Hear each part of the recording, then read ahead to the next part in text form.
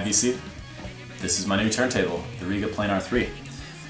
This is a turntable that came out last year, and I picked it up about a week and a half ago, and it's replaced my Pro-Ject debut Carbon here in Montreal.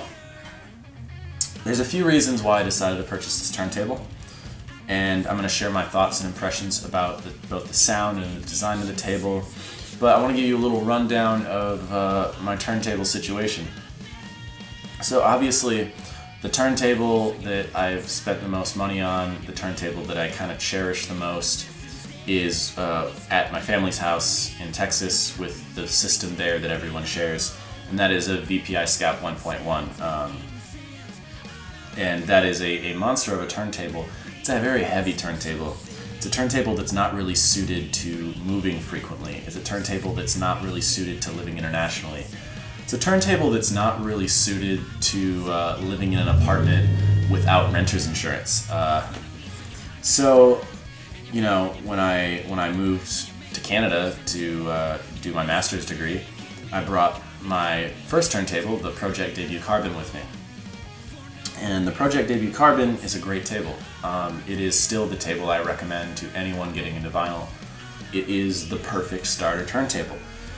And it is upgradable, and I had done pretty much every upgrade that I could to it. I put the 2M blue stylus on to replace the 2M red, which greatly improved the sound. I added the speed box, which greatly improved the sound and allowed me to change speeds easily. And I put on the acrylic platter, and it made for a very nice sounding turntable with the system I had up here. And any system really, it's a very good sounding turntable. However, with my recent speaker upgrade from a couple months back, the KEF LS50s, I did a video on them about 2 videos ago.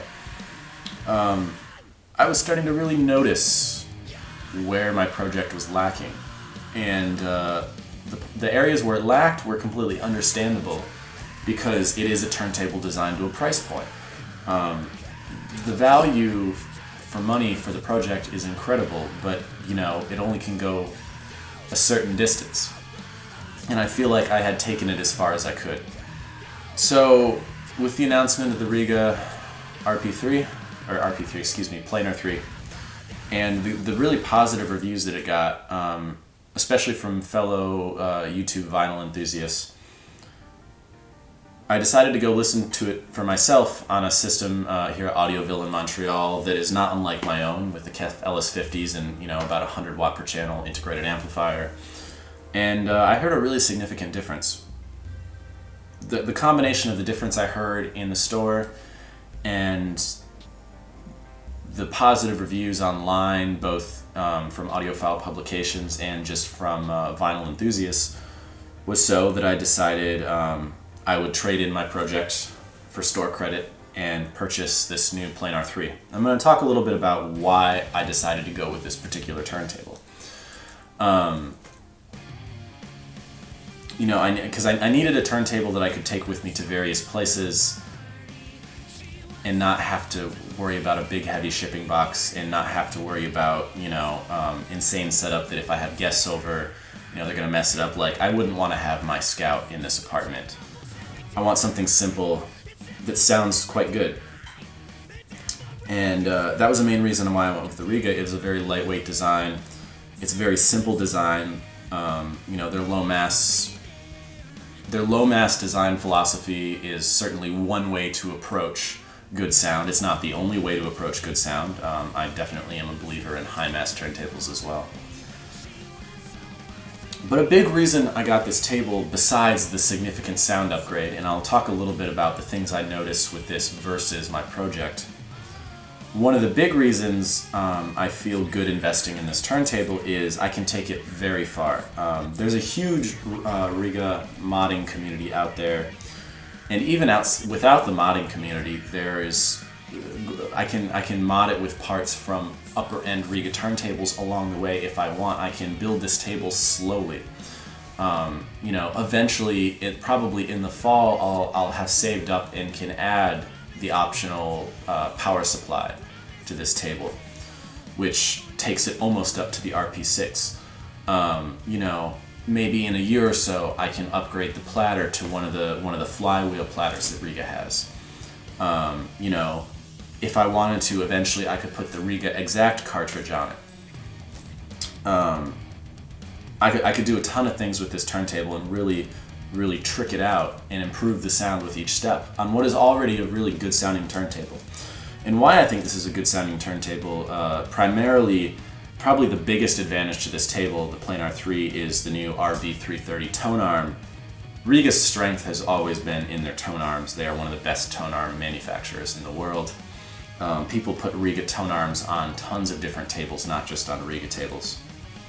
So I figure with the tone arm as a base to this table, I can do so much with it, and already it sounds incredible. I'm not really in a hurry to upgrade it right now.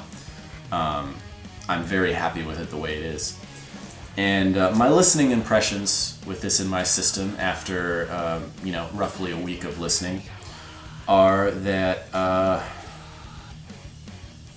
the differences I noticed from my Pro-Ject, and some of it may be due to cartridge. When I traded in my Pro-Ject, I traded it in with the 2M Blue stylus and got the Rega Elise 2 cartridge that comes with it on it. I did that because the Ortophon had a decent number of hours on it, and it was the same price to me if I would have traded it in without my stylus and put my 2M Blue on this table, versus trading it in with my stylus and getting the Elise 2 on this table. And since both carts are about the same price, actually the Elise 2 is a little more expensive than the Ortophon 2M Blue, I figured the better deal was to go with the completely new cartridge and unworn stylus, so I can get a lot of life out of this table.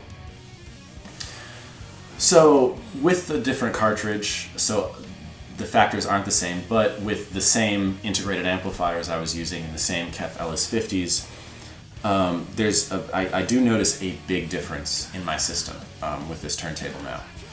And the places, I mean, I notice it all over. Everything is improved a little bit. But a couple of the really big things I notice are definition in the mid-bass is incredibly different.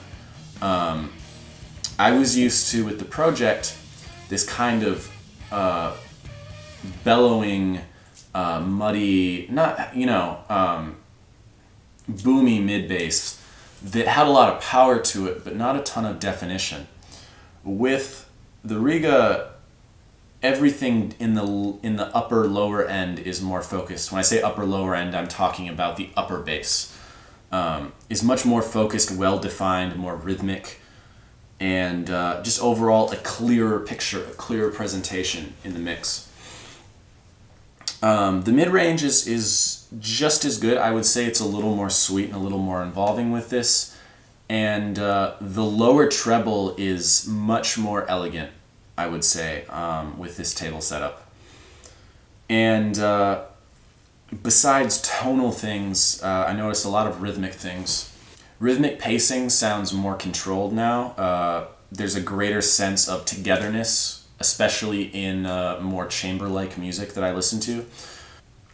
And lastly, dynamics are vastly improved. Quiet sections do sound more subtle, and louder sections kind of jump out of the speakers at me in ways they really didn't before. The Pro-Ject Carbon sins are more of omission than anything they're doing wrong. The Pro-Ject doesn't do anything wrong. There's just things it could be better at, and the reason it's not better at those is because it's a $400 turntable. You know, even with extensive upgrades, it's still a $400 turntable with the motor of a $400 turntable and the plinth of a $400 turntable. It can't do what a turntable more than twice its MSRP can do. You know, in the past week with this table, I've been busier than ever, really. I haven't had much of a break, but I've still been spinning more records. I've been playing a record almost every day.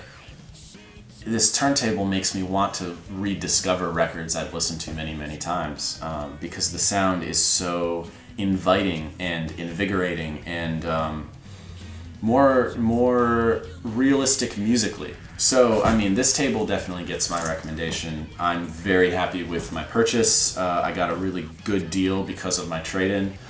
And I think anyone looking for a turntable in the slightly, anyone looking for a turntable above the basic offerings of like Pro-Ject and Music Hall in the $400 range, if you're looking to go an echelon above that, the Rega Planar 3 is a really solid choice. I think this is one of the best deals out there. It's just in the way I think the Pro-Ject Carbon is one of the best deals out there. It's just a good deal in a different bracket. One thing I'd like to do in the channel further is when I talk about records, occasionally I like to do some vinyl rips. And I was just talking to a very experienced YouTuber in the vinyl community, Paul Baraka P-Dub, about how he does his vinyl rips. And I'm looking to start doing something similar, so maybe look for that in the future. Maybe around the summer I will start doing some examples of the music I'm talking about, because I feel like sometimes I use terms that everyone may not be familiar with because I'm using terms of a specific musical language, and the goal of this channel should be to introduce people to music. And if I'm talking about something with unfamiliar terms to a wide audience, it may just turn them off, and it may make them feel alienated to this type of music they don't understand anything about. So I'd like to do that in the future. I may be using this turntable, I may be using the VPI back home, depends where I am. A lot of things in my life are up in the air right now, waiting to find out where I will be moving to, if I will be going back to Texas, if I will be going somewhere else.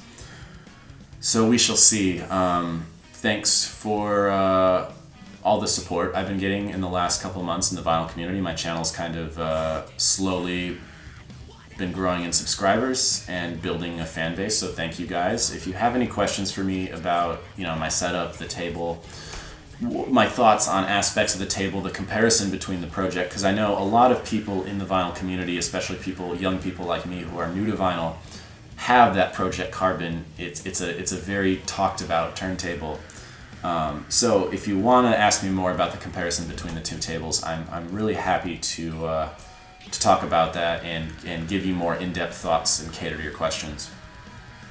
I really hope someone gets that turntable over to Audioville and takes it home and has their own vinyl adventure with it. It served me very well over the past couple of years. But for now, I'm going to enjoy my new Rega.